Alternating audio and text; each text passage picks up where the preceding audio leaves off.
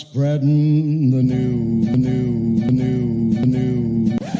We interrupt our program to bring you this important message. New York, I love you. I love New York.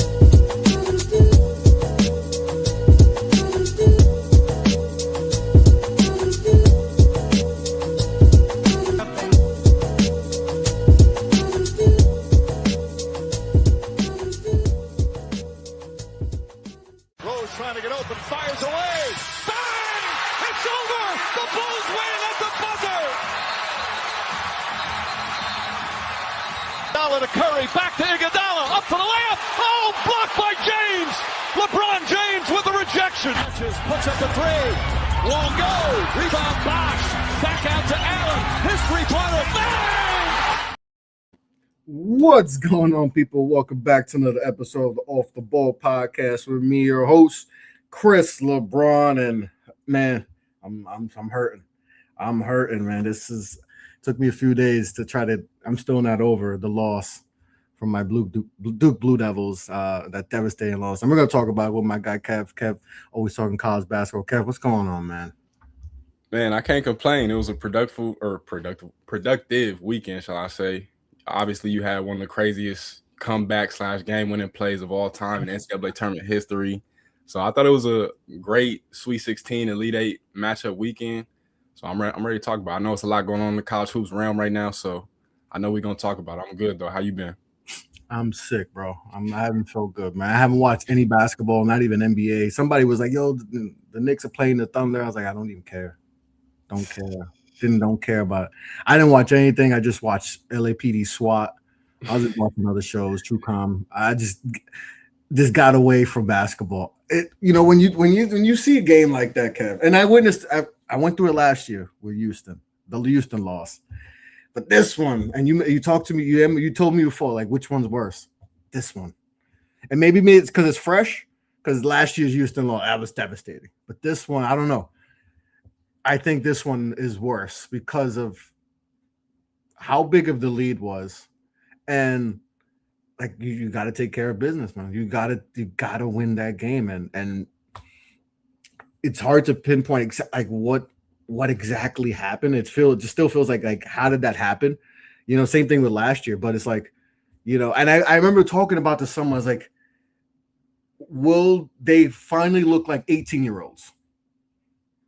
Compared to UConn and Houston last year, who were veteran-laden teams, and Kev, they look like youngins at the end. I mean, like you mentioned before, 3 freshmen touched the ball in that last before Mullins hits that, and a freshman hits that crazy 3, and it's just, I don't know. I'm not feeling good, man. I'm not feeling good. But if you're a basketball fan, it's one of the most craziest. It's probably the craziest thing that we've seen in the tournament, and we've seen some wild things. We've seen 16 beat 1s, we've seen 15s beat. We've seen a lot of craziness in the tournament.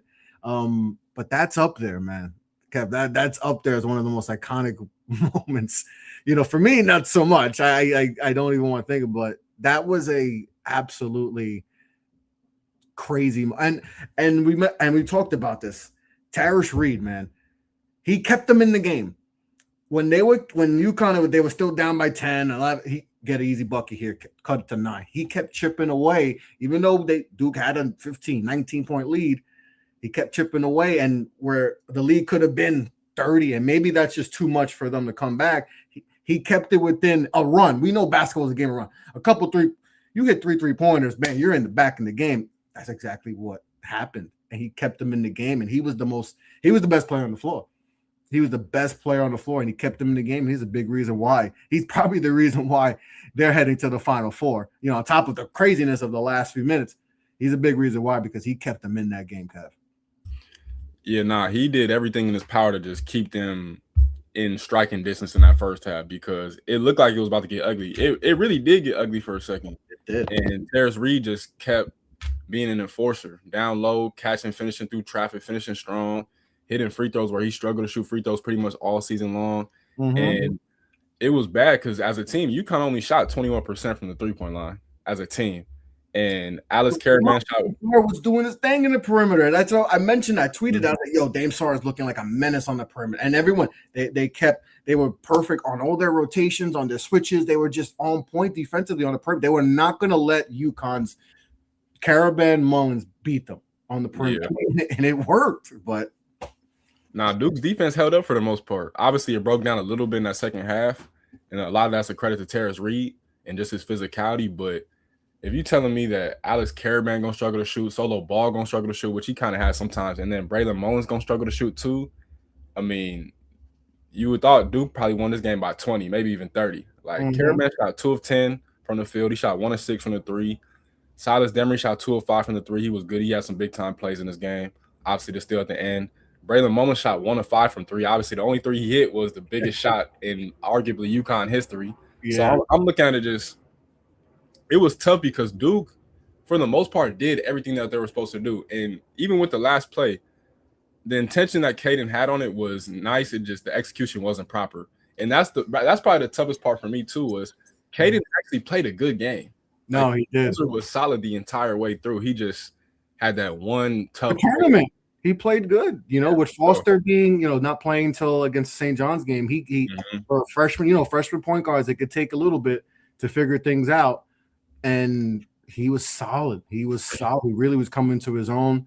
You really getting comfortable. The 2-man game with him and his brother. Obviously, he's played with his brother his whole life, but at the college level, getting comfortable, putting guys in the right position, and just made a mistake. And he's gotten destroyed. But how social media is, it could get disgusting. I'm sure his pops is probably telling him, don't even bother with the comments. But it's not on him. It's not. It was the intentions were right. It just at that point it was just an avalanche. Everything that could go wrong. That Mullins shot shouldn't go in, Kev. That Mullins shot shouldn't even go in. But it's just the way the basketball gods were just like, nah, this is gonna happen. That shot was, like you said, he was 0-4 at the time from 3, kept in check for the most of the game, and he takes a shot that that Dan Hurley would probably is like, what do you do? He was probably like, what is he doing? What is he? And he's like, oh, you could see he's just like looking at it and like you could tell he's probably like, no, that was a terrible shot, but it went in. So yeah, it was good. It's just it's just craziness. Like I said, but Terrence Reed, important. He kept him in that game, dog. Like he was just a force down low. He kept them, and one. He had just so many big time shots, big time free throws, and kept them in it, man. It really was just a tale of two halves for both teams. But you can, even if you're Duke and you're the number 1 team in the country, number 1 overall seed, ACC outright champs, this is UConn still. And yes, listen, we've seen a lot of different type of UConn teams this year, right? Where Hurley is just like he's gone on them. We saw the team that destroyed St. John's by 30 and then got destroyed by St. John's in the Big East title game. So we didn't know which UConn team we were going to get this tournament, but it's just Dan Hurley just knows how to get the guys. This is a veteran team, right? Team got, Caravan's been there forever, and Mullins doesn't even play like a freshman, like Terrence Reed, all these guys, Solo Ball, all these guys that just know how to play and just didn't get the moment, didn't get, they didn't get down on the moment. Oh, we're down 20. No, bro. Caravan have won 2 of the last 3 national championships. Like, that I think that was the difference. Because if they were a young team, I think they get cooked. But this big fact that they've been there before, and it's like, okay, who cares if they're Duke? We don't care that they're Duke. We got to keep playing our game, possession by possession at that point. And man, they capitalized on every possession, man, because that second half was a different game. Yeah, I'm about to say, I feel like the one that Solo Ball had in transition was the play where you could clearly see momentum shifted all the way in UConn's favor. Yeah. And they just didn't look back after that, to be honest with you. And they were getting good looks. And I think the issue for me with Duke's side on that is that, to me, I always kept saying the 2 most important players outside of obviously Cam Boozer for me for Duke's success this year was Pat, who obviously was banged up, and then Isaiah Evans. And Isaiah Evans only has 7 points in this game. He only took shots. And that's unacceptable for a dude that's supposed to be a shooter. And that's what I was thinking. He only has 7 points, and it's like, I'm not saying he should be living at the free throw line because obviously he has a skinnier frame and he prefers to shoot. He's one of those dudes where he's got that, in the gym range, out the gym range, whatever you want to say. Mm-hmm. But you got to be more aggressive with your season on the line. And especially, too, because Dame gave you help and support on the perimeter that you really don't get from him offensively. So I was thinking in that second half, you would get a little bit more of an aggressive version of Isaiah Evans, but he just didn't show up. And then Cam, I felt bad because they kept trying to run that play, that action where it's Cam, and then Isaiah sets the screen for him and he pops off of it, and it's one of their best plays. It's the ultimate mismatch. But eventually, the more times you run that, the more times UConn's defense is going to get set. And you've seen Terrence Reed had a big steal off Cam Boozer. And they just capitalize off every single mistake. And that's why, to me, I understand you if you want to say Duke choked and Duke collapsed, all that, yes. But you also have to give credit for UConn for fighting back, because that's not easy to do whatsoever. And it takes two to tango. Yes, Duke let their foot off the gas, maybe whatever you want to call it. But UConn also, as you mentioned, did not fold whatsoever. They took every possible advantage of every opportunity that popped up in that second half, and they didn't look back. I mean, even that Caravan shot, probably the one that gets lost. I think he hit it with like right around a minute. They were down 4, put them down 1. And you thought when Demery split the free throws at the end, you thought the game might have been over right there. Because if he hits both of them, it's a 1-point game, and now you're not stressing as much. But it was a 2-point game. They get the steal, and then he hits it. But it was just so many things that aligned in their favor. It was like they were just destined to win the game. But Duke had that one, and it's unfortunate for Duke fans and those players especially. And really, the place that I heard for Kaden the most is that not only was it, the last game playing with that team, but it's the last game he's going to be playing with his brother more than likely. And I think that sucks for those two, who have been playing for damn near 2 decades together. I think that was the most unfortunate part about it for me. But all in all, it was a great game, especially towards the back end. And it's going to hurt Duke fans for a while. I know the stigma and the names that John Shire's getting right now. I don't necessarily believe in all that. But, again, you got to call a spade a spade. And they've had some tough collapses between these past 2 years at Houston and this year UConn. And I think it'll just make them better, to be honest. But I will say, too, the unfortunate part about it is in this next recruiting class, it is no Cam Boozer. It is no Cooper Flagg. So you're going to have to piece together some pieces throughout that transfer portal and make it work. But I think Shire will get there, bro. He going to take his lumps. I think they all do. You're looking at Tommy Lloyd, push through this year, got to the Final Four. Brad Underwood, same thing. It takes time, bro. You don't just wake up one day and win championships. And I think he's going to hit the portal because he hit the portal last. Remember, he was supposed – Cedric Coward was supposed to be a Duke, but his draft stock shot so much that he went into a lottery, and he's probably going to be all rookie first teamer this year, for Memphis. So like, I think he's going to look at that and be like, damn, if I had Cedric, that doesn't happen, and we're going to be in the Final Four. So I think he's going to look at the transfer portal, because I think that was the main thing. Was like, all right, Boozer's the guy, right? Boozer's going to win National Player of the Year. He's going to be a top 3 pick. But after that, Evans was just too up and down. And you see, look at the shot discrepancy. Boozer had like 20, 21 shots, and the next highest was Dame Sarr. Dame Sarr is not a shooter. And he was efficient, but that's not his game, right? You expecting Evans or someone else. Foster obviously banged up, so you're not. But I think he's going to look at that and be like, we didn't have another guy. We had our guy, and he did as good as he could, but he's a freshman, and we shouldn't have had him take 21 shots. It's a 15-shot discrepancy from the next guy. It just can't happen. And I think he's going to look in the portal and try to find an upperclassman, someone out there who's played a lot of ball, and see if he can go. Because like I said, he tried to go for Cedric Howard, and that would have been. I mean, Kev, I think is a different. We're talking about a different, outcome if we have Cedric Howard, in that position. And but I listen. Shire has gotten so much praise, and listen, a lot of the crap he's probably taking right now. Listen, I haven't watched a lot of, because I'm sick. I still can't believe they lost, but he's going to take a lot. And I told you, it comes with the territory of being a Duke. You're going to get he got a lot of love. That he got so much love. What he's done, Coach of the Year potentially. He's done, but everyone's going to look at it's what happened last, and they're going to look at that 19-point lead, and then it's going to bring up the 12-point lead with 4 minutes left versus Houston, and then losing to an 11 seed in NC State 3 years ago. They're going to look at those and be like, "Oh, can he bring the big one?" Even though he's just his 4th year as a coach, and we're going to talk about Tommy Lloyd, and Tommy Lloyd went through a lot of this stuff too, and we'll talk about him because he's not only Final Four, but there might be some potential coaching stuff that going on there, but. Shire's young in the game. he's going to learn from this. Like I said, he won't have a Cam Boozer type next year, but maybe maybe with more balance, maybe Caden comes back. Maybe some guys come back next year, get a little bit more vets in there, hit the transfer portal a little bit, get more depth on the bench, because it felt like we were just 6 deep, and really five and a half, because, Big and a point guard were hurt.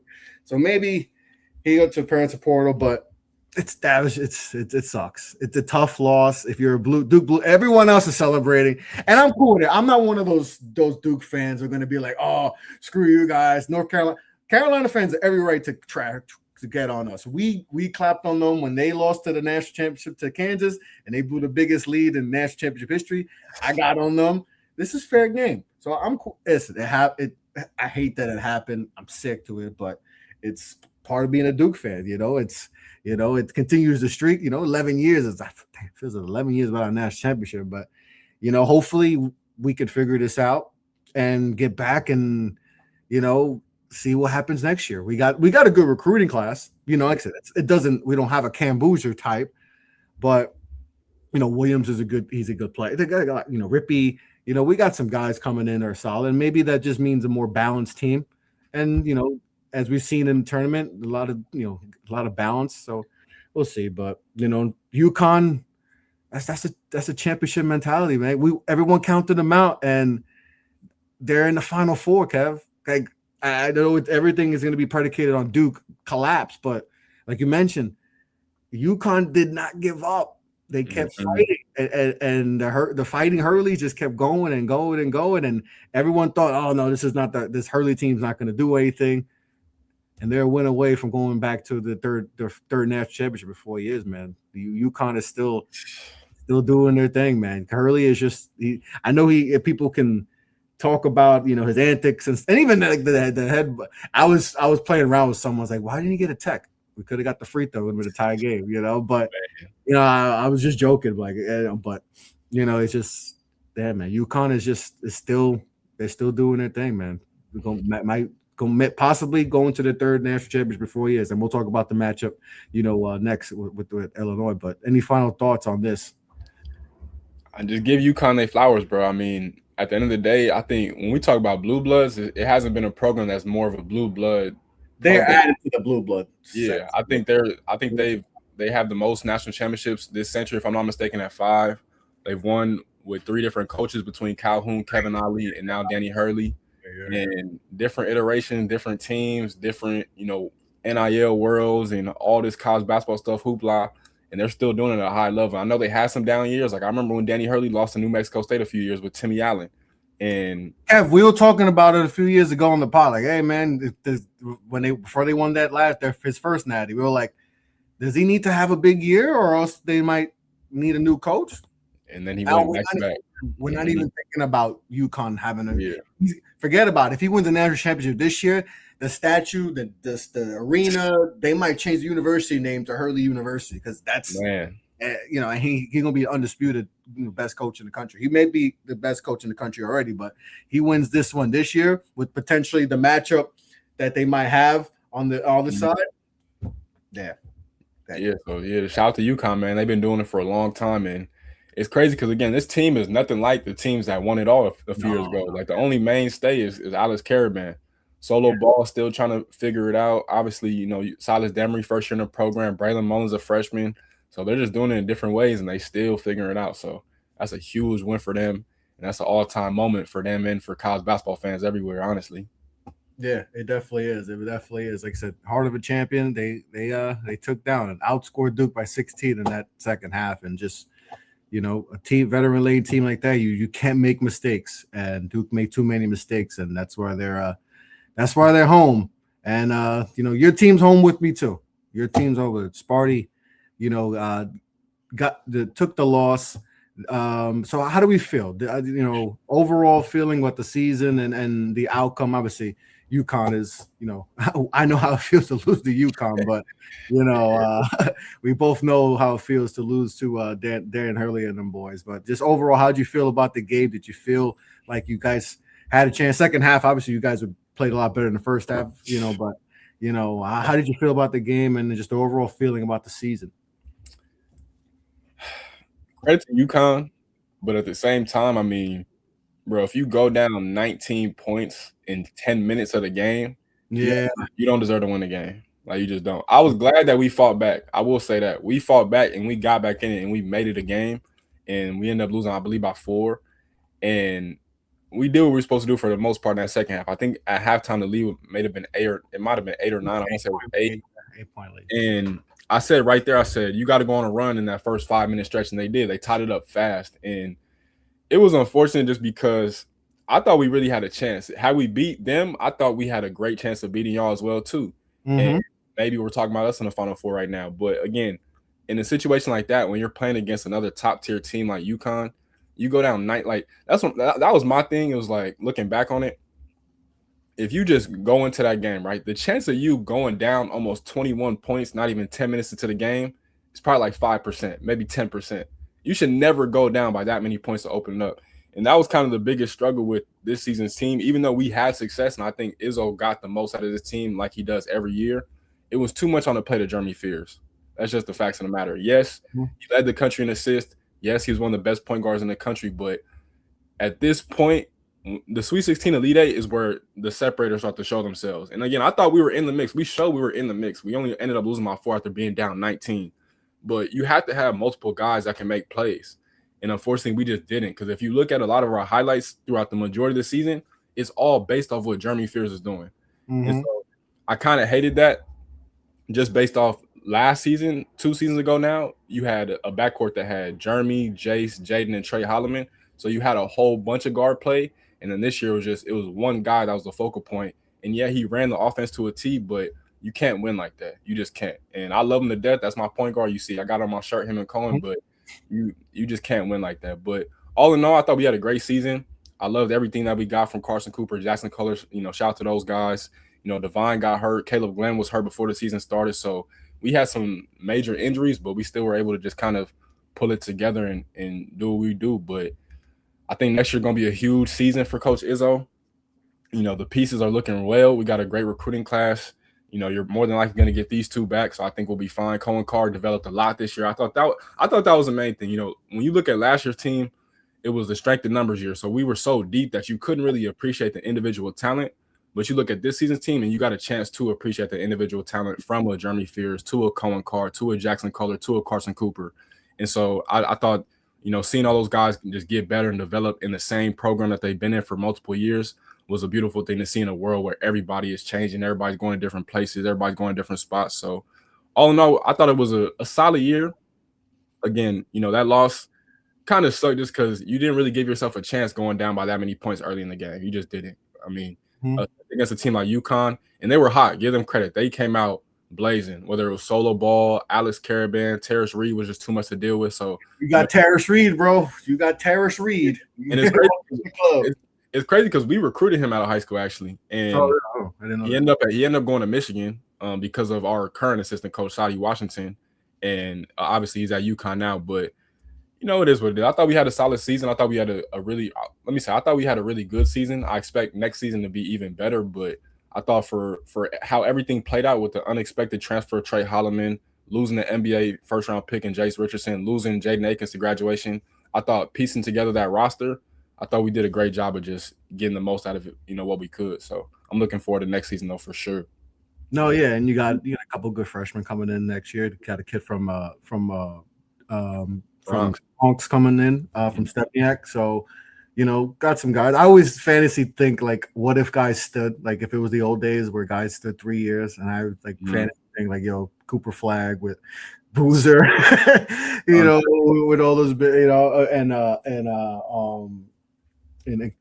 Malawach and all those guys and Knipple, and I'm sure you think sometimes, but different age. But we'll see. Michigan State, good season. We'll see how it happens next year. We'll see how Izzo feels. Because he's getting older, and we're seeing a lot of these coaches starting. Bill Self, is he going to retire? There's we're seeing a lot of the old guard. Finally, go away. Not finally go away, but go away and see the new guys step up. But Michigan State, good year. Well, there is a team in the Big Ten that still had a chance to finally break the Big Ten national championship curse. Two of them, yeah. In the Wolverines, led by Dusty May. Before we get, and I go a little bit off topic, but there's no chance Dusty May leaves for UNC, right? I don't think so, bro. Right? I mean, he could be a candidate. I just don't see it happening, though. I don't see him. I mean, listen, money talks, and it's UNC. So I don't know who, but I don't know. I feel like he has a good thing going on over there. Where I just off the top, I'm just thinking like I don't think he would leave, but you never know. We've seen a lot of craziness in college, but I don't see him going. But there's two Big Ten teams that have a chance to win a national championship. So we'll get into this. The Final Four. It's Michigan, Arizona. Let's talk about that one because that's a heavyweight matchup, Kev. And I mentioned before the season that Arizona is my team that no one's talking about. That I think it could be a Final Four team, and they're in it. Obviously, Tommy Lloyd has done a terrific job since taking over the program. Obviously, a lot of some of the bumps and bruises that Shire went through, that Tommy Lloyd went through, maybe a little bit worse. Obviously, not at the stage as Shire, but not to get into Elite Eights with number one and highly rated teams, number one seeds. They're not getting past to the Elite Eight, but this time different. Tremendous team. Braden Burries I think he gonna skyrocket up draft boards. Cole Pete just dominating, like just a balance of it. Jaden Bradley, just Big 12 player of the year. People question that too, and he showed why he's that dude. Just a well-balanced machine. And then going against this Michigan team that I saw some stat. I have it written down here. What was the stat? 90 points in every game, and they have whooped everyone's ass by at least 13 points in this game. And they won by 30-something against Tennessee, who was playing good basketball, and they just dominated them from the jump. And the difference between from other teams that they kept the pushing. They did not let Tennessee get any life, because once you give a team life, even if you're up big, you give a team life, then that can go. And obviously we saw that with my Blue Devils. You give UConn life, and they have a chance to win. Michigan was like, no, we're not, and they absolutely dominated. So this matchup, Kev, this is like I said, a heavyweight matchup. Maybe some people say this is the national championship. Some people are saying this is the national championship. So what's your thoughts on this matchup? Because this one it's going to be a fun one. I think this is the epitome of an unstoppable force versus an immovable object. I tend to agree with people that say this is the national championship game, and that's with all due respect to Illinois and UConn. Mm-hmm. But I just think these two teams have been the best teams of all of college basketball this season, and I don't think it's any debate at this point. And it's crazy because you mentioned going into the season how you felt about Arizona, and I was feeling the same way. I mean, when they went to UConn, and granted, I think I remember that. I don't think Terrence Reed played in that game. No, they were missing a few guys. UConn, they were missing a few guys, and to me, I don't even care. The fact that you went from the west side of Tucson, Arizona, all the way to Hartford, Connecticut, or Storrs, Connecticut, and you beat UConn at UConn in November or December, that's a major win for anybody. I don't care who's playing or who's not playing. And that's, to me, when I start to be like, okay, Arizona's going to be really nice. And that was before Braden Burries popped off. That was before, some of these freshmen started to get it together. But to me, in this game, man, it's going to be insane. I'm so much looking forward to Saturday because Arizona's a team that loves to live at the rim. I mean, you've seen in Purdue, they just versus Purdue, they just flex their muscles. They just said in the second half, we're just a better team, we're the more dominant team, we're the more physical team, and we're the tougher team. And you've seen Cole Pete took over. Jaden Bradley had a stretch. Anthony DeLorso had a stretch. They just have different guys.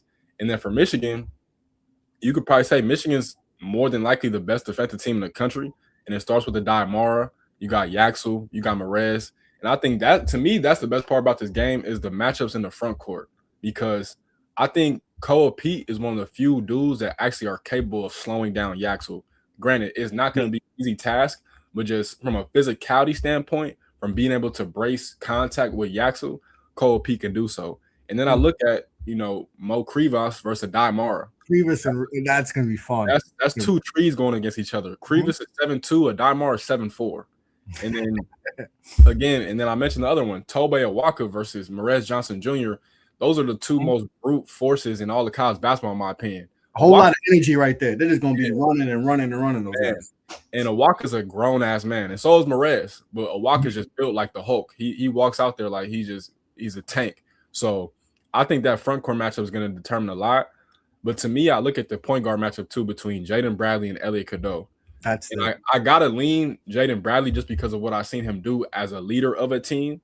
But Elliot Cadeau's had a great year too, bro. I mean, when you're a starting point guard for a team that's had this much success as Michigan, that only lost one game in conference play, that's dominated every team essentially in their way, you gotta salute it. But I just like Jaden Bradley a little bit more.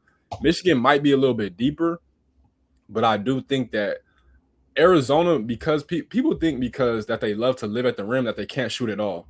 And I feel like it's a difference between being a bad shooting team and a team that just doesn't rely on shooting threes a lot. And to me, that's Arizona. Like, again, DeLorso can shoot. Burries can shoot. Aristotle can shoot. They don't have a whole bunch of knockdown shooters across the roster per se, but they have dudes that are capable of making shots in a timely manner. And you've seen, I think the biggest shot of the game when they beat Purdue was probably that DeLorso 3 on the right wing. That just completely changed the game for them. So I'm looking forward to this, man. I'm leading Arizona, and I wouldn't be surprised if Michigan won, but I just think that, you know, at the rim, Arizona's just going to be able to establish themselves. And I think the key thing really for them is you have to slow down Michigan in the transition defense. Yeah. Because Michigan, they do a great job of, if you miss and they get the rebound, they're going. And it doesn't matter if Namari Burnett got the ball, if Yaxel got the ball, if Elliott got the ball, they're pushing 9 times out of 10. Even if Marez got the ball, he has freedom to push the ball in transition too. So I think I trust Arizona's defense to slow them down in the half court. In transition. And I think that's going to be the key separator, that they're going to force them to play in the half court. And if that's the game, I like Arizona in that one. But again, I wouldn't be surprised. Michigan, they've had answers all season long. Roddy Gale, Trey McKinney, Namari, they're all key pieces to what that team does. I just trust Arizona a little bit more, bro. They've been together, I think, a little bit longer. Obviously, they got some newcomers, but Jaden Bradley's been there for 3 years now. He's a senior, led leader. DeLorso's been there for 2. Awaka's been there for 2. So they've had guys that have just, I feel like, have been in the program a little bit longer. Obviously, Dusty May just got to Michigan a couple years ago, but give me Arizona, man. I think the Wildcats get back to the national championship game. Yeah, I think it's Arizona just has to keep, like you mentioned, just keep Michigan from just playing run and gun. Because obviously, I mentioned before, Michigan hasn't scored less than 93 points in this tournament so far. Like, you have to contain it. If you're telling me Arizona holds them to under 75, 80 points, then I think Arizona is going to get the win. But if it's a shootout and Michigan scoring 90 plus, then it could be tough for Arizona. So it's just a matter of containing, making sure Yaxel is not, just being the all-around player he's been this whole tournament. He's been an absolute monster on both sides of the ball. But they just have to contain him because Arizona has the pieces, like you mentioned. They can match up with size, they can match up with shooting. Brandon Burris has been an absolute sniper. He's in this tournament so far. Like, he might be tournament MVP, most outstanding player. If they get it done, he's been that good. So, and Jaden Bradley has just been that's exactly what you need from a championship team. You need that level of point guard, a point guard who's been there. Like you said, he was at Alabama. He was there when they had Brandon Miller. So he's been through it. A lot of experience. So he knows what to do with the ball in his hand. Maybe a certain team in Carolina can figure that out. At the point guard position. But nonetheless, experience but Michigan, what Dusty's been able to do there has been tremendous. What Tommy Lloyd's done in Arizona has been tremendous. So this is gonna be a fun matchup. This is gonna be fun. I'm gonna go with Arizona too. I think Arizona gonna pull it off. I know Michigan's been a force, absolute force this year. They've been dominant for the most, and they've dominated this tournament. It's kind of almost UConn-esque from when they had Klingon and that level of dominance they've had. And if they dominate this one, they could be that type of run where it's, and looking for their first national championship since I was born, so it's been a while since they've won it. It's been a long time, 36 plus years since they won a national championship. And I think Zona has been since 97 when they had Bibby, the boys. When Bibby was a freshman and stuff. I remember those teams. So, been a while for both these teams. I think that was the last time Arizona's been to the Final Four was when they lost to Duke. Yeah, when they lost to Duke in the national championship. So been a while for both these teams since they won it. Michigan's had some success. They've been to a few national championships. They haven't won it, but they've been to a few. So, two big time programs. It's going to be a fun one. Two teams that can score, that can play defense. Two up and coming great coaches who might be in for another job. We'll talk about her after this matchup, but that should be a goal. All right, Illinois UConn. The other game people probably forgetting about, but Illinois has had a tremendous run. Brad Underwood has done a hell of a job, with his roster. We've talked about Brad as, the roster construction, don't get the pieces. Feels like he's finally figured out, with this team. And then obviously we talked about UConn. And I'll talk about them that much more or whatever. It is what it is. We know about UConn, but talk about this match because it may not have the sizzle that the two number one seed matchups, have with Michigan and Arizona, but it's still an intriguing matchup, with a lot of, great players and great coaches in this one. So talk to me about this one. Yeah, so it's funny because they actually played each other earlier in the year at Madison Square Garden, and UConn won the game, but they were two completely different teams. So I don't even take anything away from that game because I think Keaton Wagler only played like 14 minutes. Kylan Boswell played like 35. It was crazy. It was, again, two completely different teams, two teams I didn't even know who they were at that point in time. And UConn got the win, but going into this one, it's crazy because, shout out to Brad Underwood. A lot of people think I hate Brad Underwood or I don't like Brad Underwood. It's not that I don't like him. It's more so that sometimes their style of play frustrates me because you're the tallest team in Division I this year. And it felt like you don't really post up your bigs. Outside of Mirkovic, who to me is their X factor, he's the only one that plays with his back to the basket like that. But Ivisic, especially Tomislav Ivisic, should post up way more. And that's where I think versus Iowa, they realized, like, hey, we're the bigger team. And they started to dump it down in the post more, and they got a whole bunch of easy looks.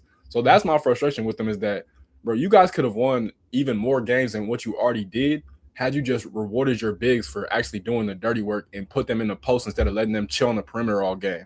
And that's my only issue because I feel like I always say shooting threes is like throwing the football in football compared to driving to the cup is like running the ball in football. You have to establish that level of physicality. And I feel like sometimes Illinois leaves a lot to be desired when it comes to getting to the rim. Outside of Keaton Wagler, he's the only guy that gets to the rim for them on a consistent basis. Mirkovic can, but he's doing it in different ways. He's a lot more cerebral as a player. I think he's Stojakovic even just started to tackle. Like most of his main shots were from just get up, and we think of Stojakovic. You think Stojakovic, and because he's been inconsistent from outside, so he just said, "Let me just get to the basket." And when you're playing Iowa, who's not that beefy up front, you just got to attack, and that's how you win. And that's what they did. They finally said, "You know what? Let's just get to the playing around. There's no playing around. Let's not play our entire game. Let's just get to the cup." And that's what they did.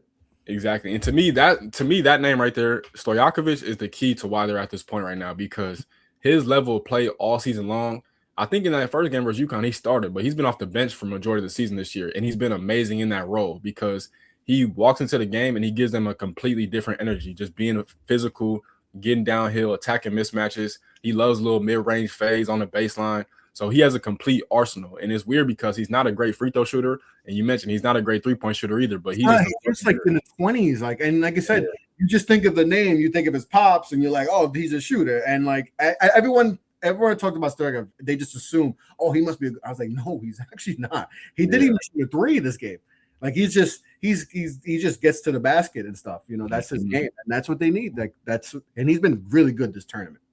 Yeah, so I'm curious to see how Illinois matches up because, again, they're the tallest team in D1 and they're much, much more taller than UConn. And so I'm curious to see who they throw on Caravan because I do think they can't slow down Caravan. If you can slow him down, you give yourself a great opportunity to win the game. I'm going to be honest. And then you look at Demery. I mean, he's kind of been whatever. I know he's been banged up with I believe it's a high ankle sprain, maybe a low ankle sprain. He's not right. He's not right. If you can calm him down a little bit, I think you're in a great position. But the good thing for UConn, if you're a UConn fan, you could take a deep sigh of relief because you can't play any worse than you did in that first half versus Duke, in my opinion. And you can't shoot the ball any worse than in that game versus Duke. So I think they should go into this game feeling elated that they get another opportunity to display themselves for another 40 minutes. And I don't think they're going to shoot 21% from the three-point line again. So I'm going to lean UConn just based off the fact that they have a coach that's been here. The moment's not going to be too bright for him. He knows all the media scrums. He knows how to deal with all this. He's just been here. That's really my only thing. Because outside of that, I'm not gonna lie. I think the matchup low key favors Illinois. I'll be real with you, but I think all the sets that UConn runs is just gonna have Illinois in a blur, bro. Honestly, because Illinois, that's another thing. They could and probably should be a better defensive team than what they are. But I think they have a few individual defenders that are good, but they haven't played a complete team branded defense, and that's my only concern with them. And so outside of, again, the rebounding and not posting up enough, shall I say, but give me UConn, bro. I just trust the Huskies too much, bro. I just think, again, when they get to this point, they barely lose. I think I seen a stat not too long. I think the only time where they've gotten past the Sweet 16 and lost was versus us in 2009. Like, that's the only time. They don't lose when they get past the Sweet 16. So I think I gotta rock with them, man. And again, it kind of pains me to say that because I do believe in Illinois. Like I said earlier in the season, I tweeted, I was like, this is an Illinois team that I could support because they actually have a whole bunch of guys. But I just think UConn, they're kind of destined, bro, at this point. I don't know if they're destined to win it, but it's going to take a lot to knock them off. And Illinois is more than capable. Illinois can score with them. To me, it's more so about the other side of the ball. Can you get enough stops? Can you slow down Caravan? Can you put them in uncomfortable situations? Can you get them in late shot clock situations and take advantage of that? But I'm going with the Huskies, man. I just have to. It's hard to go against them at this point. Yeah, and I think the biggest thing, like you mentioned, like I mentioned before, this UConn team has had their ups and downs this year, right? We mentioned the St. John's matchup. They win by 30, and they lose by 20 plus. What are we going to see? Because, like I said, they played a terrible first half. I wouldn't say terrible. It wasn't a good first half because it could have been terrible if Tarish Reed didn't keep them in the game, but it could have been a way worse first half. How do they bounce back from that? Because, yes, what happened in the second half is good, but you didn't play a full 40 minutes of basketball. And you know Hurley's going to harp on that. So which team do we see? Which team do we see? Do we see the team that we saw in the first half versus Duke, or we see the team that bounced back? You know, and that's it. That's kind of been their MO this whole season. So do they come out strong? You know, versus because if they come out strong and against this Illinois team, I think they got this and they'll take care of business. They've been there before. For Illinois, I know they played Houston and they took care of it, but this is their toughest matchup. Like they've had a nice run, pretty nice run to this favorable run to this Final Four right now. How do they handle, you know, playing a team that just beat a Duke team in the most, you know, incredible way possible? How do they handle that? You know, so, and they have Keem Waller's, you know, a tremendous point guard. Like I said, they have the size, they're all these guys, Basel. How do they handle that? So I think it's an interesting matchup, you know, that's, you know, I'm going to lean UConn because it's UConn, man. I trust UConn, you know, but it is going to be interesting to see which version of UConn do we see, because that first version was Duke was not great. Yeah. You know, how does Illinois handle Tarish Reed? So there's a lot of interesting factors in this game. You know, can the guard play of UConn finally, like it's been really up and down, you know, can Caravan and Mullins not shoot, you know, just make 2 threes? I mean, obviously they made the 2 biggest threes versus Duke, but you need a little bit more, you know, obviously the more you advance, and especially if they win and they take on Michigan or Arizona, you can't play like Duke played against Duke, because that's not going to happen, because those teams are more, you know, got them a little more vets and a little more experience, and they're not going to that's not going to happen, not going to flow in. There might be a long night, but so we think it's UConn versus Arizona in the national championship. That's it. That'll be a good matchup. Who do you think wins it then? I can't go against the Wildcats, bro. I just think they just have too much. It's too much firepower, and then they got too many guys that can guard, and they play an unselfish brand of basketball. I think that's my favorite part about them, is that you could tell it's no ego, because on any given night, Mo Crevis can lead you in scoring, Cole Pete can lead you in scoring, Jaden Bradley can lead you in scoring, Braden Burris can lead you in scoring. It's not like that for these other 3 teams, if I'm being honest with you. Because you know, for the most part, if Michigan's going to win the game, for the most part, Yaxel's probably going to be your leading scorer. If UConn's going to win a game, for the most part, Alex Caravan is probably going to be your leading scorer. Same thing with Illinois. It's most likely going to be Keaton Wagler, maybe David Mirkovich.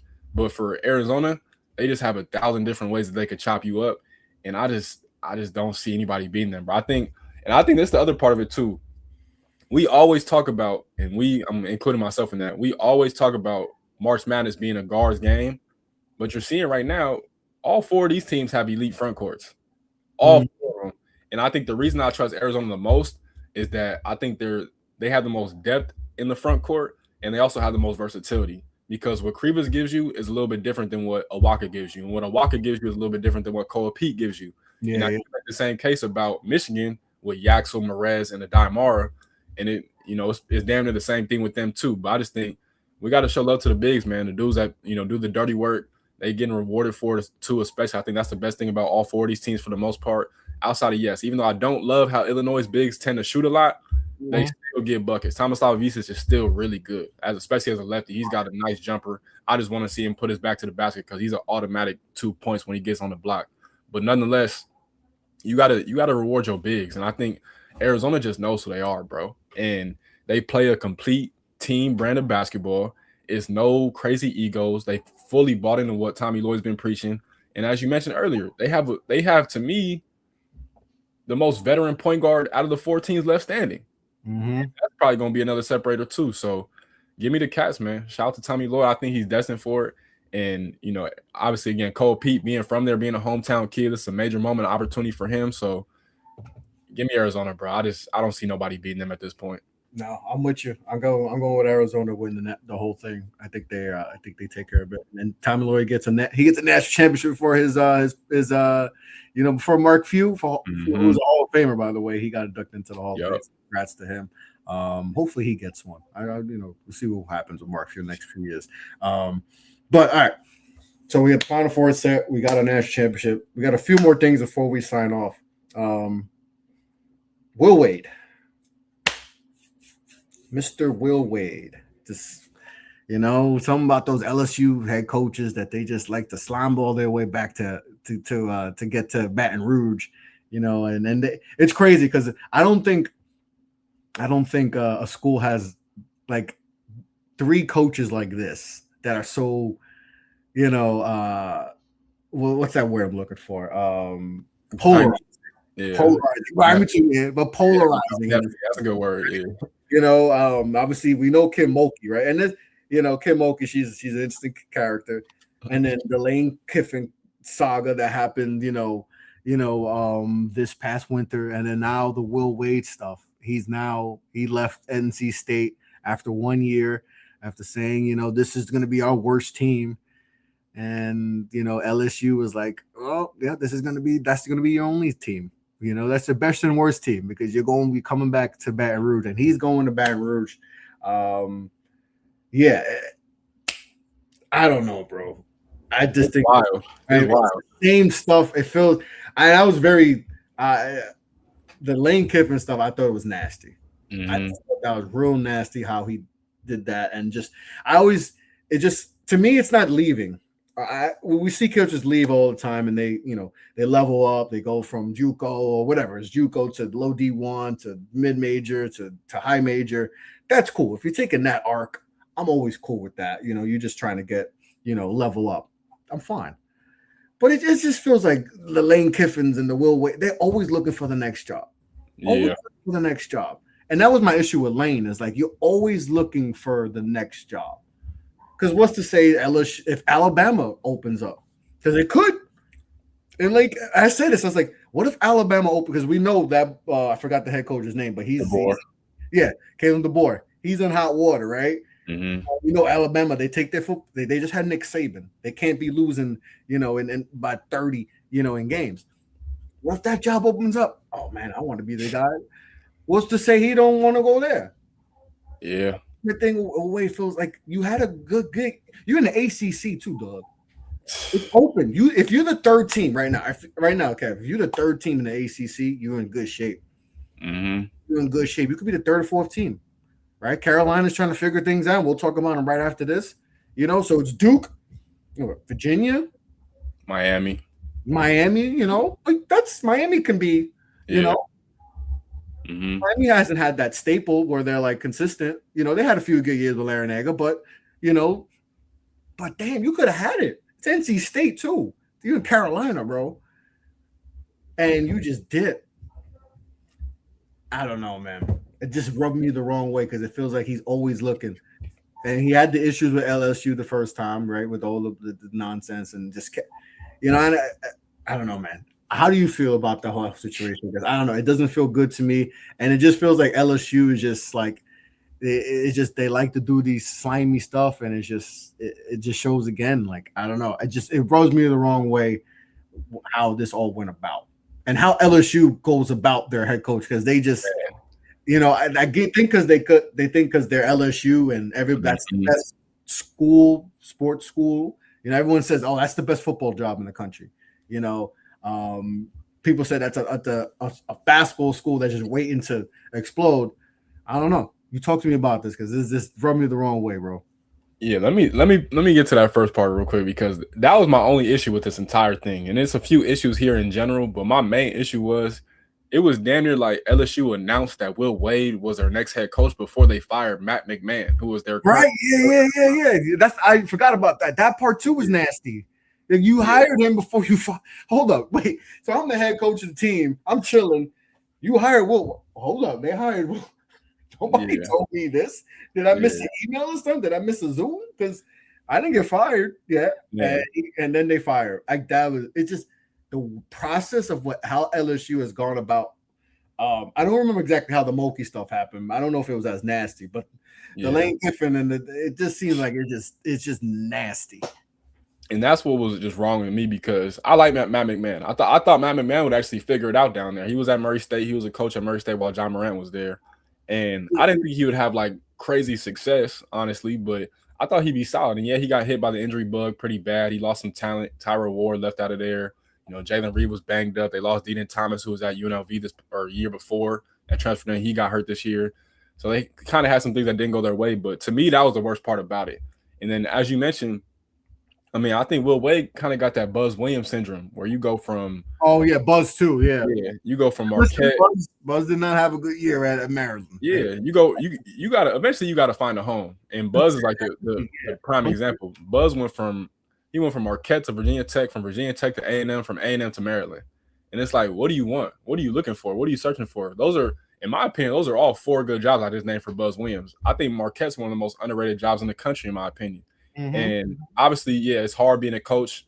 A lot of places you're not going to be there for a decade plus. That's not the norm, especially nowadays. But eventually, you got to put your feet in the dirt and work. And Will Wade will do that. And I do think, if I'm just being honest, LSU is a much bigger brand than NC State. And then when you're in Louisiana, you're the main school in Louisiana. That's not the case if you're at NC State, obviously, because you got you guys and you got North Carolina and you got Wake Forest probably to a lesser extent. So it's a lot going on there. And that's not even mentioning some of the mid-majors in North Carolina because they got a whole bunch of those that are really, really good. And so for me, look, it sounds like he's going to be getting paid more. He's going to have a chance to pay his assistants more.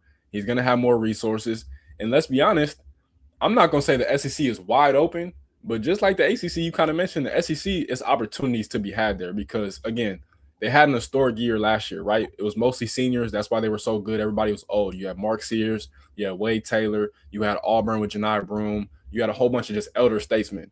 But this year, it was Florida, maybe Arkansas.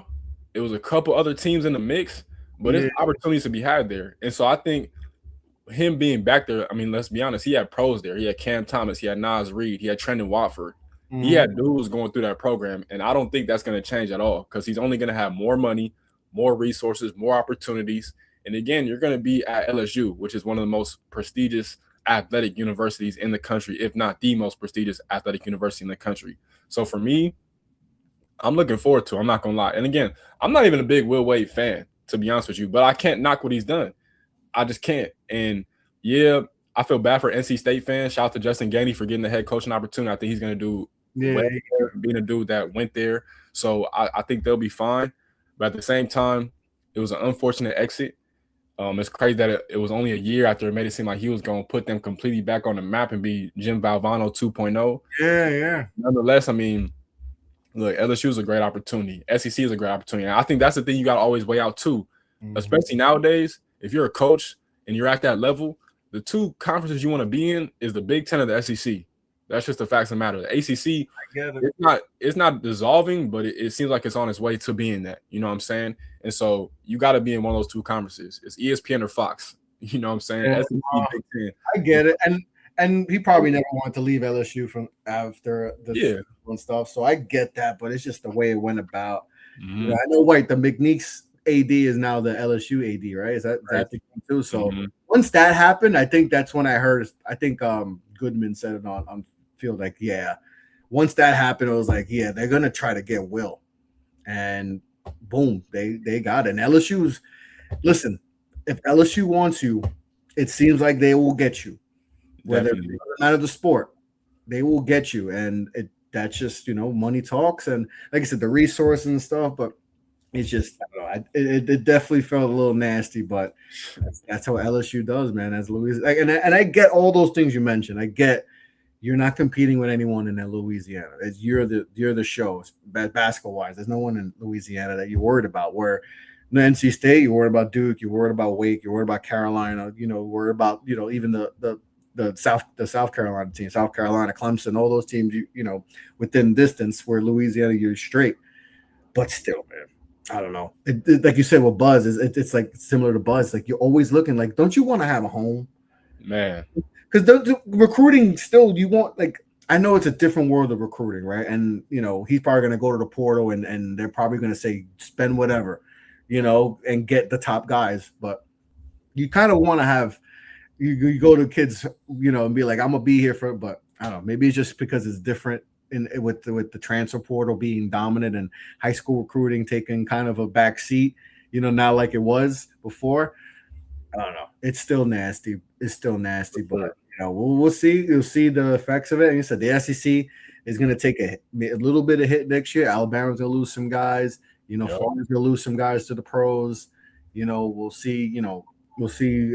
Even if Alabama has their head coach, he might be interested in another gig, and we'll talk about that because the UNC job is available. It is available. Hubert Davis was let go. They blew a lead too. Carolina, like teams from Carolina like blowing leads apparently in this tournament. So he was let go, and that leads this to be the best gig in the country right now. And where do you rank all jobs being open? Where would you rank Carolina as far as jobs? Is that a top 5 job, top 10, top 15, top 3? It's easily top 5. It's easily top 5, right? And it could be number. And I think it could be number 1. Mm-hmm. It should be. It should be number 1. Yes, it's North Carolina. Even if you want to say, well, today's kids don't.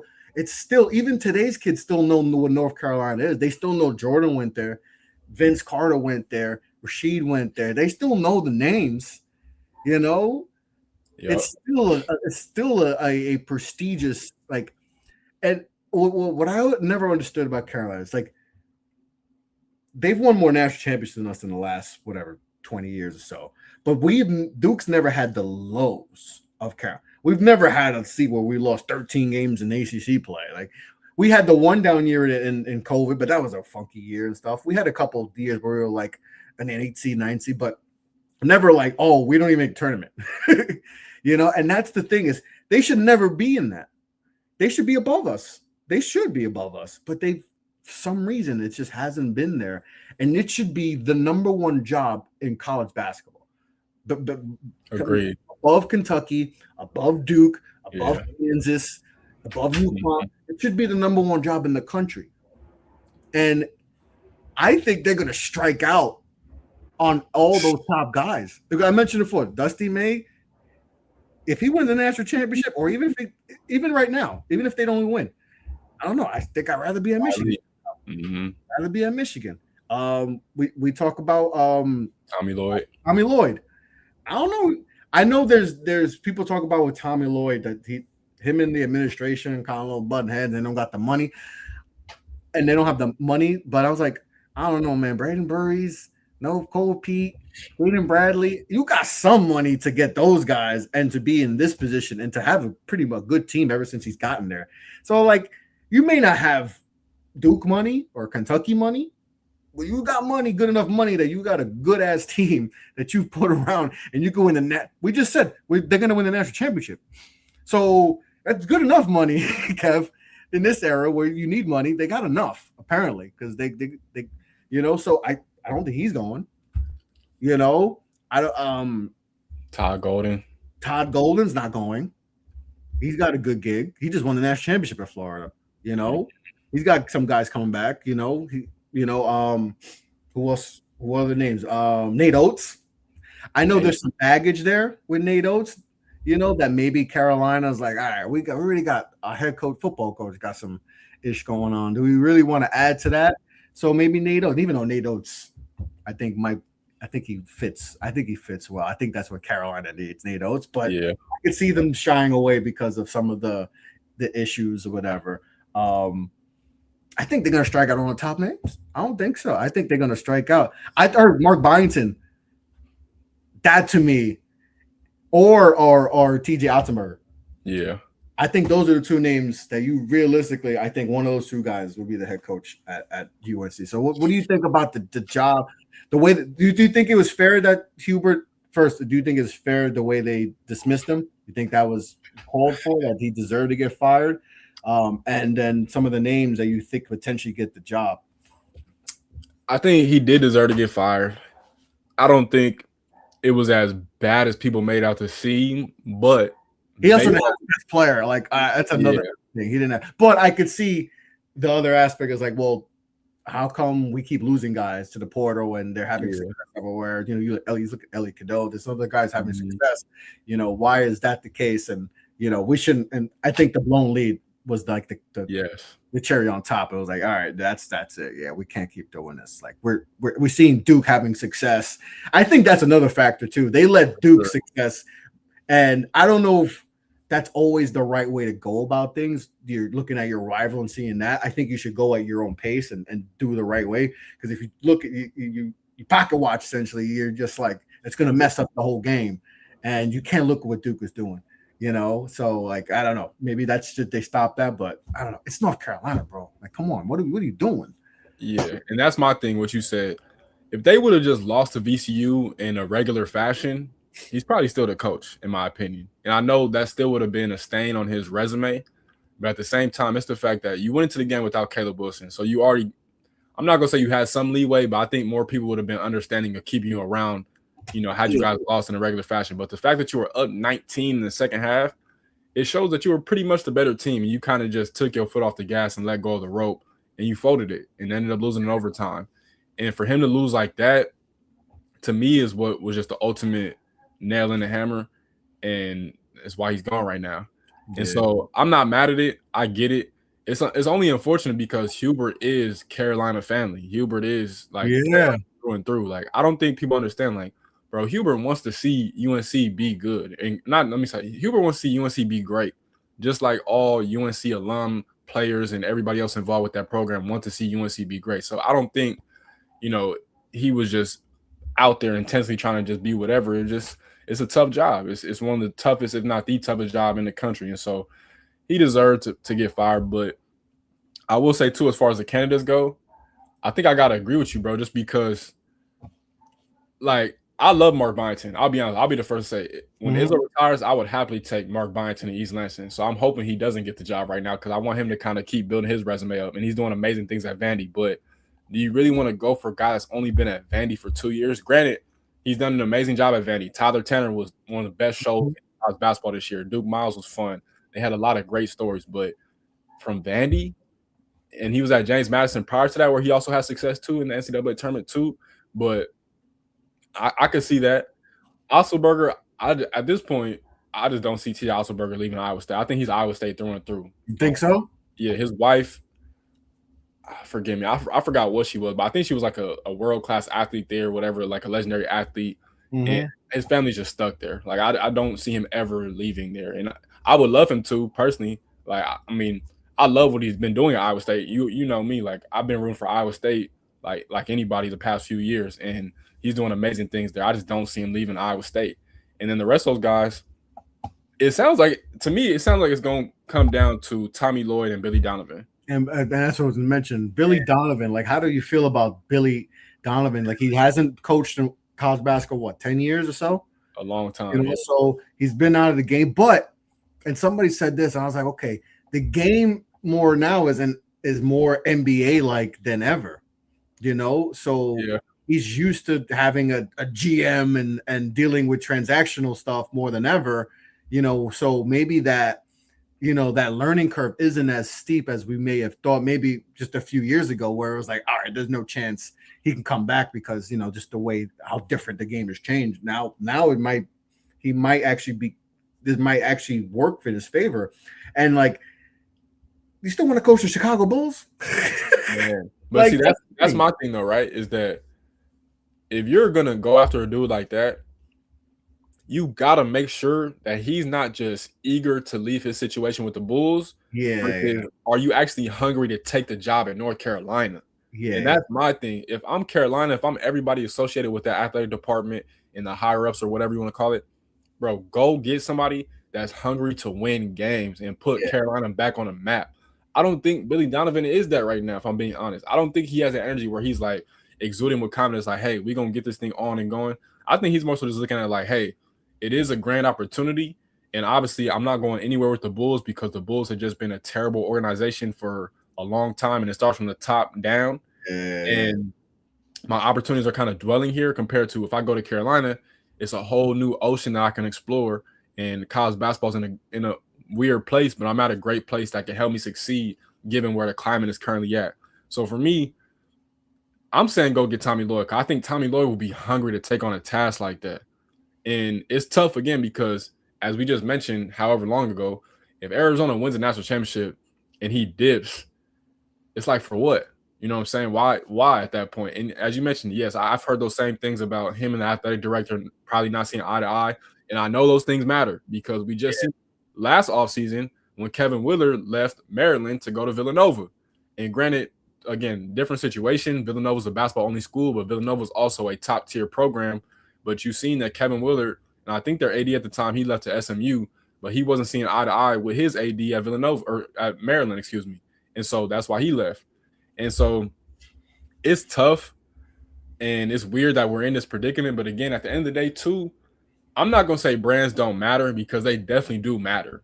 But at the same time, I don't think Carolina has that prestige that still holds up like people of the younger generation view it compared to the older generation. We view it one way. We are diehard basketball fans, so we understand what Carolina is. A lot of these kids don't care about that, bro. If I'm just honest.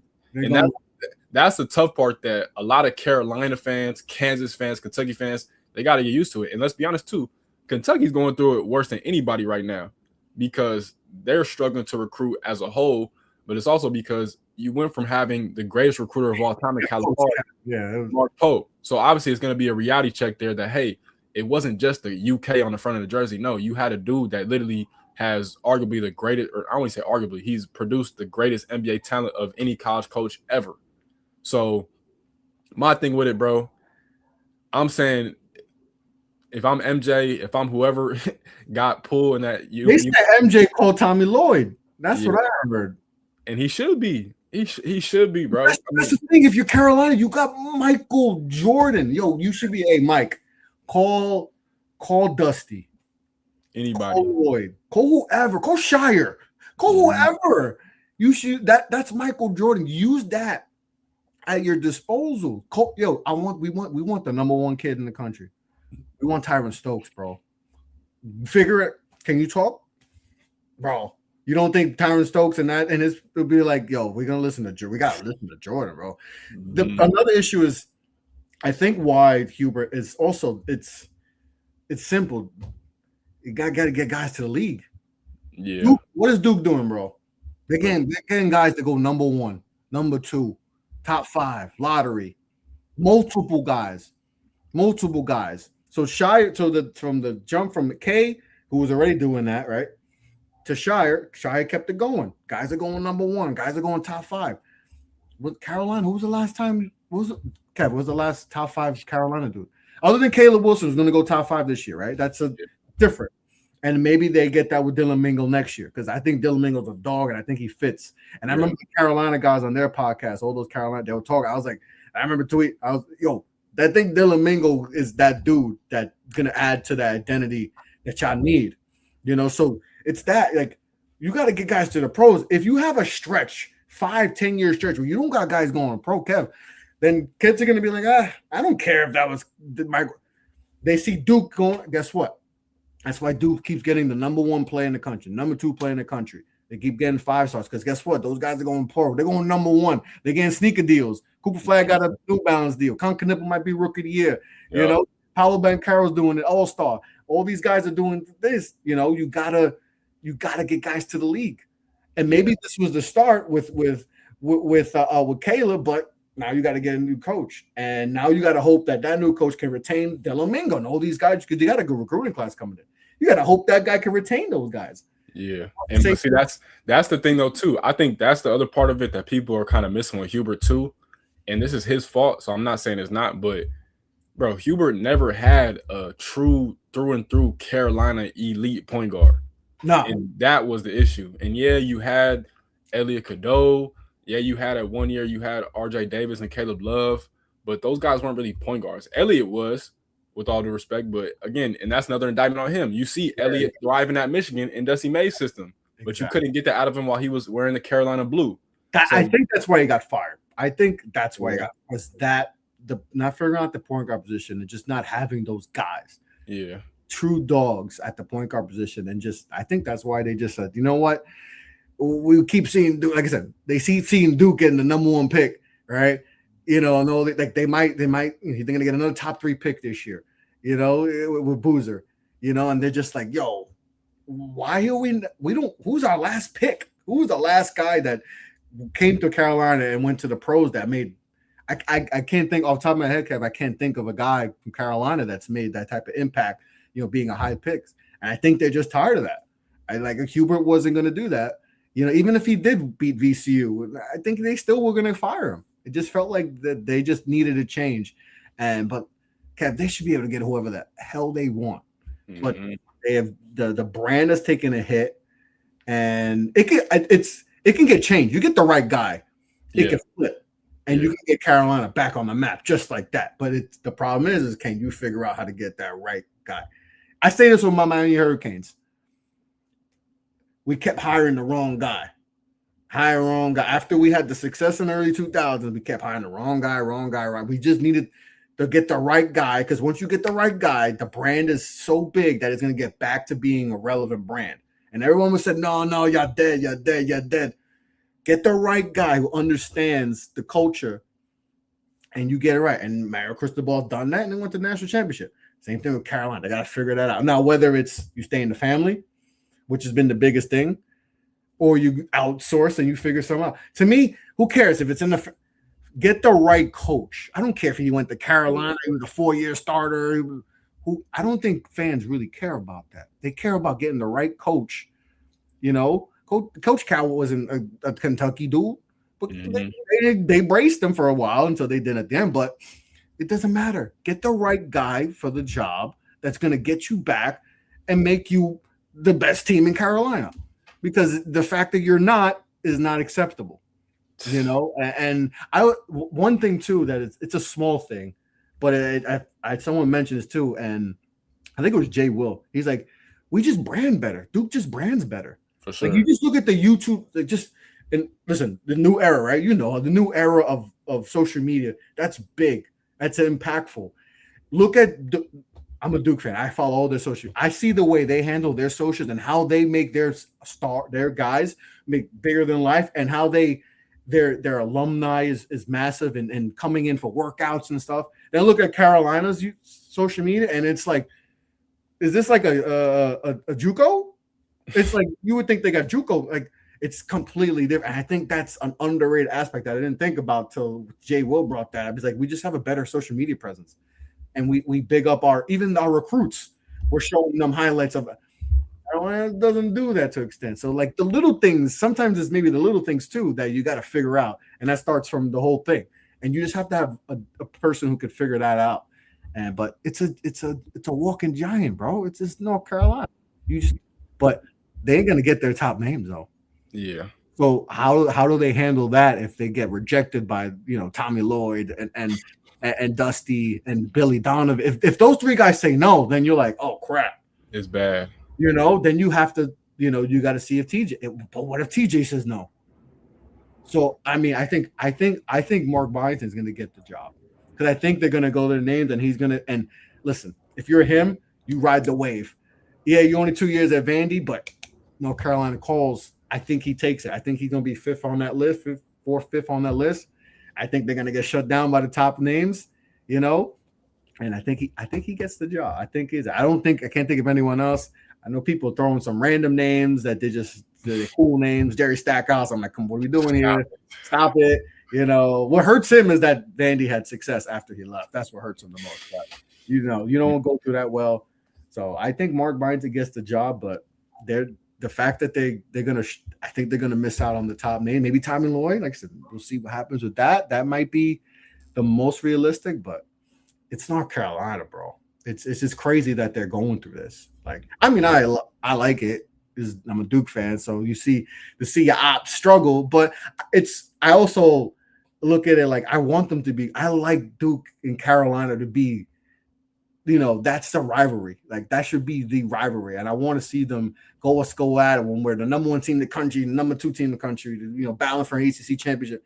I want to see them have success too, in a way. So, you know, I don't know. I'll add on to that point about the Brandon point too, is that Duke was the first team to get a general manager in college basketball, and Rachel Baker, and UNC got one in Jim Tanner. And I'm questioning what the hell has he been doing, because the roster this year was okay, but it should have been way better. I mean, we're used to seeing UNC rosters that have 4 effective big men that all rebound the ball. You know what I'm saying? And it was only really 2 between Caleb and Vasar. And yeah, you got some good production out of Zayden High, so shout out to him. I don't want to knock him, but like that didn't look like a UNC roster. And it sounded like they put a lot of money into that team too, which was another issue. So they got to figure it out, bro. It's going to be a lot of conversations, I'm sure, over these next few weeks. We're going to see. I'm super curious to see who ends up getting it, because it could be a game changer. It could be a huge domino effect, because think about it. If Tommy Lloyd leaves, Arizona going to be open, and that's a grand job too. So I think the opportunity is going to be out there for some coaches to definitely get their bags. You're already seeing coaches re-up with their current schools, whether it was, you know, Mark Byington signed an extension. I think TJ Otzelberger, he may have signed, or I know a few people did so far. These extensions don't even mean anything, because if those jobs open up, those teams will pay. And listen, we don't even know what's going on with Bill Self. Man, we don't know what's going on with that. Like there's pointing. I think Goodman said that he's pointing to he's going to retire. And then there's other people saying that, you know, he's feeling better about his health, because I think it's more health thing than anything. So what if that opens up? Now you got Kansas, and Kansas is going to want the same guys that Carolina wants. And, you know, so like, and then you said the possibilities of an Arizona maybe open. So there's this, like I said, it could be a domino effect of job, like elite jobs. Imagine a year where Kansas and Carolina could be, you know, Kansas potentially being open and Carolina being on the same year. So maybe that's why we're waiting. People are waiting to see, like, oh, let's wait to see what happens in Kansas first. Because maybe people are like, I'd rather go to Kansas than Carolina, because Kansas is a basketball school. We'll focus on that. Carolina got some issues with, you know, Belichick and all that. You know, got to figure that out with their administration stuff. You know, the new arena is going to be built, not going to get built. I heard Chapel Hill is trash. Not just saying that Duke, but I heard it actually is not someone said it's like trash. Like it's not good for, like, not a good watch, not comfortable to be in there. I don't know, but we'll see. A lot of things can happen. It's exciting. It's a lot of stuff exciting. Besides my team blowing a 19-point lead, besides Sparty not advancing, a lot of interesting stuff, especially with the coaching stuff, because we could see a lot of changes happening, and it's very interesting times in the world of college basketball. Final Four is set, Kev. You know, we got some good games going on. Unfortunately, none of our teams are going to be in the Final Four, but, you know, we'll wait till next year. Like I said, till next year again. But Final Four is set. We'll see who will advance the national championship, see who wins the national championship. We'll see what happens to UNC. We'll see if Bill Self still is the head coach at Kansas. And we'll see if, you know, any big name coaches, you know, switch over to Carolina. It's going to be very interesting times. But Kev, always a pleasure having you on, my guy. Nah, man, likewise. Great conversation. Y'all enjoy the Final Four, man. Should be a good one this year out there in Indianapolis. And it should be 3 good games between the Final Four and that national championship game on Monday. So, Yeah, it was been a hell of a season too. Shout out to all the freshmen, man. A lot of freshmen put on this year. Freshmen, man. We didn't get to really talk about the freshmen. Brother. Yeah, so what a year for the freshmen, man. So yeah, college basketball is definitely in a great place, even though it's a lot of off the court distractions going on, especially this time of the year. The on-court product is elite, so I can never take that for granted, man. So again, I appreciate you, bro. It's so much fun, man. It really is so much fun, college basketball. Like, I know everyone complains about, transfer portal, NIL, player movement, blah, blah, blah. But at the end of the day, the tournament's always exciting. Even though we didn't get the Cinderellas like people wanted, I don't really care about the Cinderellas, to be honest. Whatever. I want to see the best teams play the best teams. And we got that, and we got to – if you didn't get the Cinderellas you wanted, you got the exciting games. We got a lot of exciting games that went down to literally, buzzer beaters or point three, so a lot of great matchups, a lot of crazy endings we saw in this tournament so far. And we got a couple good matchups to end the season. So, like I said, Kev, always appreciate you. You can follow me Off the Ball Pod on all social media platforms. Kev, where can they find you before you sign off?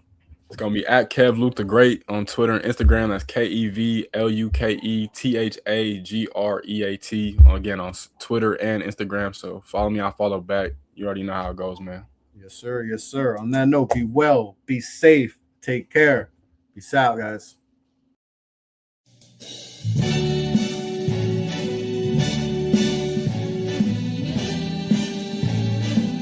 Start spreading the news. We interrupt our program to bring you this important message. New York, I love you. I love New York.